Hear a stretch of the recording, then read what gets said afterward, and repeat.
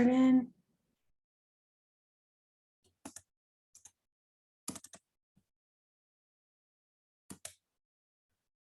One moment. Okay, so this week is the midterm.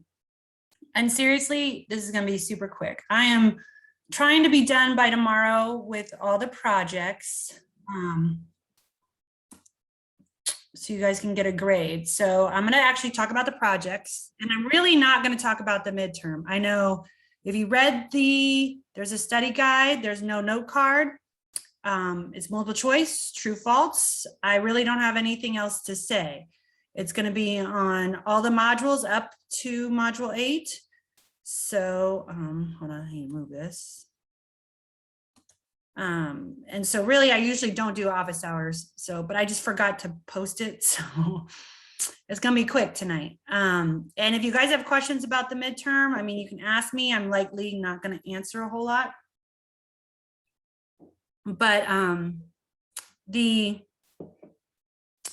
midterm guide, first I want to talk about the project. So I noticed when I was grading some on my iPad, I try to give everybody a comment.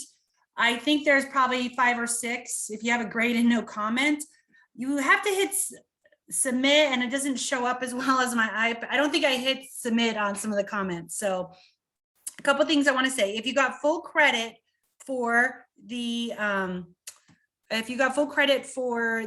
project, a couple of things you guys did well. Oh shoot, I don't know why that is that way. I need to fix that. Okay, just do it. It's not a quiz. But that's the read and review. So the biggest thing for the project is what I was looking for. Did you give a good attempt to try to address the goal in your activity? So that's really what I was looking for.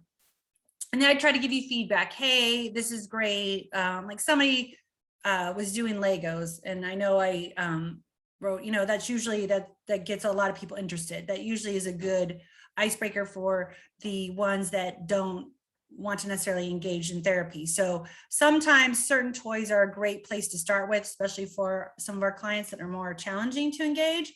So a lot of the feedback was more maybe something specific like that. Now, if you totally missed the boat on something, then I did give you an explanation with.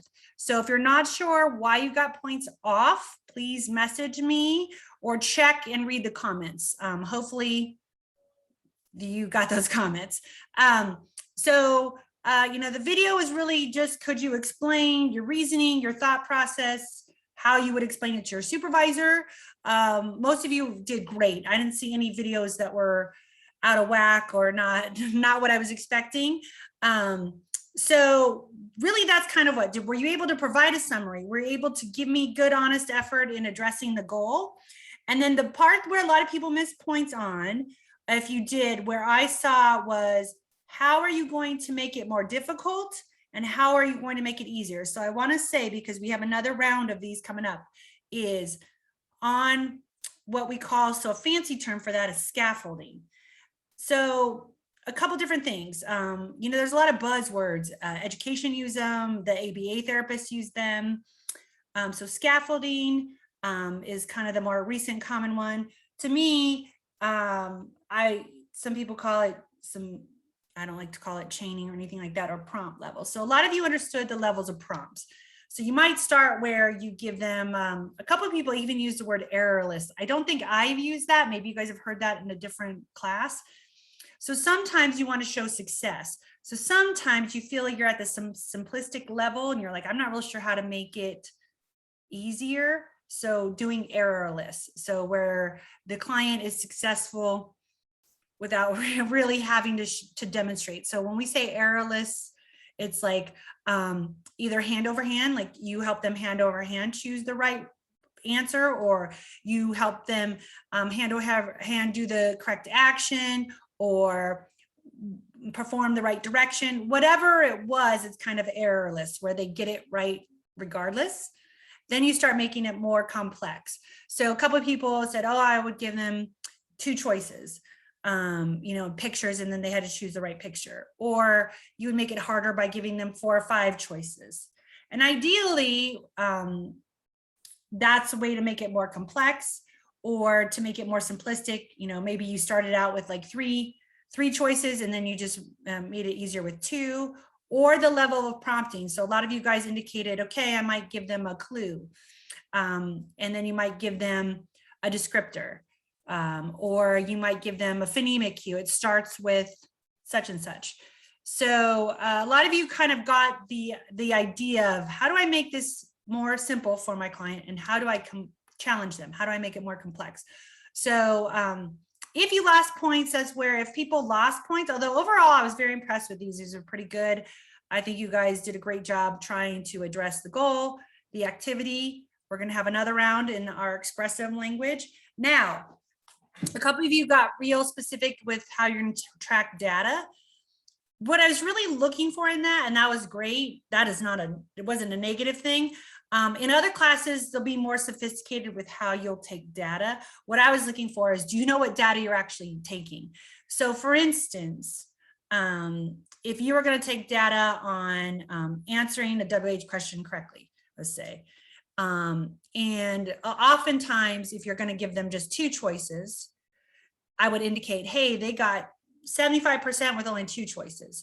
And then just kind of recognizing, what am I actually keeping data on? And I do want to say, and that's not really in this, I gave a couple of people feedback on this. This really isn't our target focus in this particular class at this time, but just know, as you make things harder or you make things easier, that's going to be important data to note. So if somebody got 80% or 90% with only 2 choices, that looks a whole lot different as somebody got, 80, 90% with 5 choices.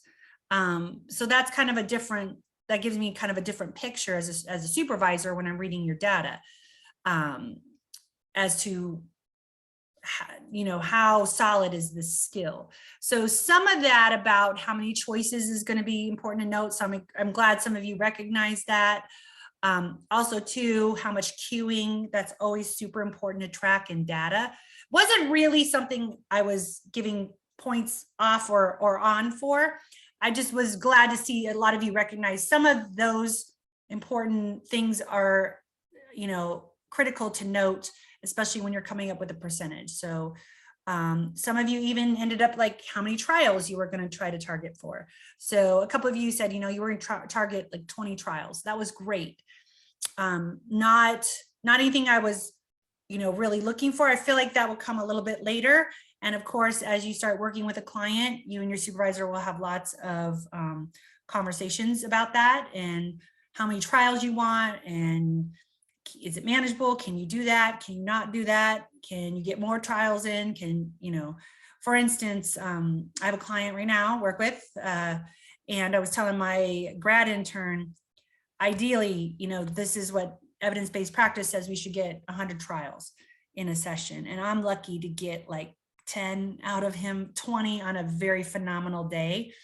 And we were talking about some of those differences and why it's challenging for him, and why I'd like to get more, but at this point I have to be happy with only 20. Whereas another client, I wouldn't be happy with only 10 or 20 trials. So a couple of different things I think you guys noted. That wasn't anything I was really looking for, but I'm glad that you guys kind of have that thought process to think about, okay, if we're going to sequence a story, how many trials am I going to give them? Or a lot of you did a great job of how you would support them is by modeling it. So you might do an activity and then you're going to sequence the task, or read something and you're going to sequence the task. Now you're going to ask them to do it. So you guys had some good thought processes. So I'm happy you guys have kind of thought about that. So that's really what I was looking for. So that was great, especially that's majority of where people, if they miss points, it was in that last part. How do you make it harder, or how do you make it simpler? So definitely think about that. If you have any other specific questions and you didn't get some feedback from me, let me know. I do know there was a couple, as I looked at some this morning, that I don't think some of my comments submitted last night that I was doing. So that's really it. Any other major questions? We do have a read and review, and someone did indicate, I don't know why that's up like a quiz, and I thought that was changed, so I apologize. Like I said, the midterm, it's not, I have to make sure that shouldn't be time. Somebody asked about time too. Let me just double check. I don't think anybody's taken it yet. Oh, I need to fix that reading review. It should be, I did indicate no note card. That was good. It should not be timed. It doesn't have a time limit. Somebody asked it's time. Every now and then we did do time limits before, but I need you to know, if you take forever, it will time you out. I would review your notes before, really review the vocabulary. There are some key specific things I indicate. So prevalence of autism. And you guys should know that, just being a practitioner who work with people with autism, we should know what the prevalence is. And just other communication disorders. So someone asked specific, like, am I going to need all those specifics? What I'm looking for is you definitely need to know the 1 in 59. You need to know that number for sure. And communication disorders, like how many people in the US have communication disorders? The challenge, I think, when we're trying to track some of this data is, what are all the other comorbid things that they have?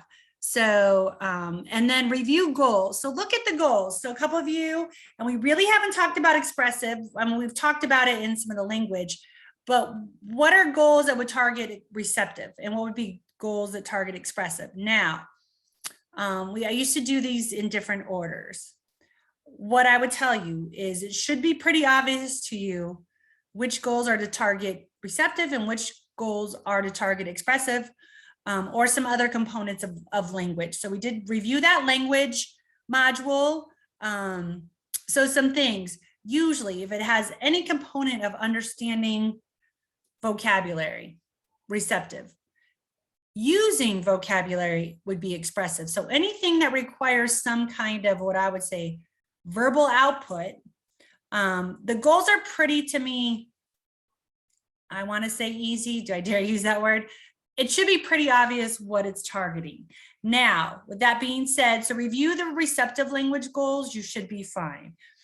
Now, like I said, majority, the bulk of it is 60% vocab and some true and false questions. So again, these are broader. These are kind of, when you look at the whole scope of our practice, it's not something super, super specific. So I think a lot of people worry about those little details. That's not, there's no short answer. There's no essay questions. And so I did change a couple of the questions over the summer. Still not sure I like them. So I usually throw 1 or 2 out when everything's said and done. So there's a question, you're like, I'm not understanding what they're asking. You know, you can give me that feedback. I appreciate it.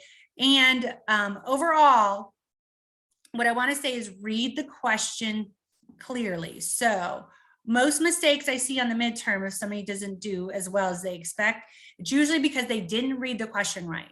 So I'm not trying to trick you. I don't like to write tricky questions, but there's sometimes a key word in the question that you really need to be sure you read it. So someone asked, can you backtrack? You should be able to backtrack, like skip an answer and come back to it.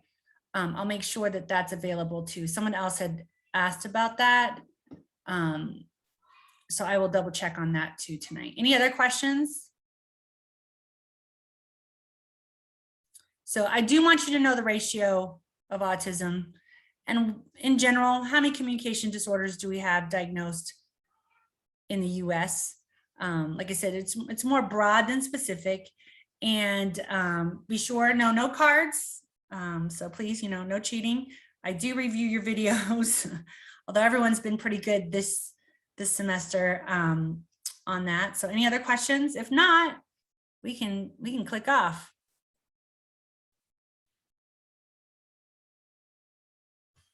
And someone did ask, how many do I have left? How many projects? I think I have 5 projects left.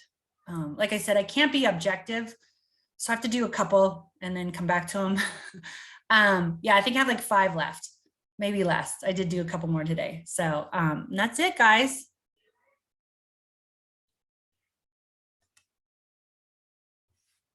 Any other questions? If not, thank you. Good luck on the midterm. I think you guys will do well. You guys have been doing really great this semester. Really proud of this class. All righty then. Thank you so much. Yeah, thank you guys. I always appreciate you guys joining me too.